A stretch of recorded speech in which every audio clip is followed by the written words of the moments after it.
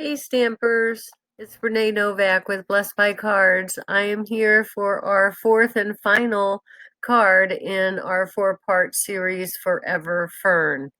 So we're again using the same set and we're using the same technique with the designer series paper that we created with the Seaside Spray and the Pacific Point. Again, you can watch that in video number 1 if you need to see that technique. But for now, we're just going to take a piece of Pacific Point cardstock 5.5 by 4.25. Now there's a little piece here and I did a little boo-boo on a previous video, so I'm just going to go ahead and adhere this 4 by 5.25 to the front of our Pacific Point card base. And that little faux strip right here is a 1/2 inch by 4.25. And again, you won't have yours on there, but I stopped the video because I made a mistake. These are the two we're using, the stitched dies and the scalloped. The scalloped circle is going to be in the Pacific Point, and the stitched die circle will be in the Whisper White.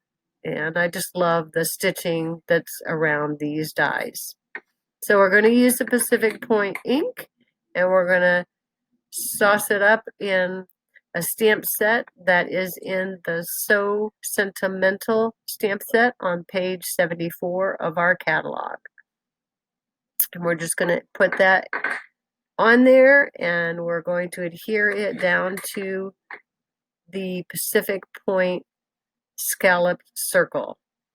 And all of these supplies are available on my website at stampcampfun.stampinup.net.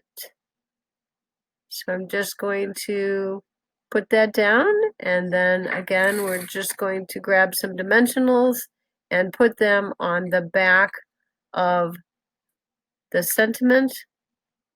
We're going to stick that right on the third part of 3 does it. You can overdo it with Stampin' Dimensional sometimes when less is more.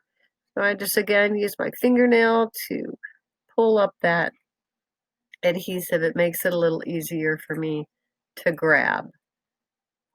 I'm just going to stick this down on top of the card, and it's going to go right there. Just kind of put it right on top of our designer series paper. And bring in a little bling. I'm going to put some on the outside of the card. My paper piercer, just lift up those blings and just put 3s are nicer, so I'm going to do 3 little blings on there. And then I'm just going to put that down. And there's the end of the card, and that is the 4th and the very last card in our series. Inside, I did not do any stamping on this one. I just put the white cardstock down. Again, this is cut 4 by 5.25 for my inside, and that completes the card. You can stamp on the outside of the envelope if you would like. Here's the original. I hope you enjoyed this 4-card series. Thanks for stopping by. If you would like to have some directions for this card, just email me at allforstampin@yahoo.com, and I'll be happy to send you out directions. Thanks a lot. Until next time, be blessed.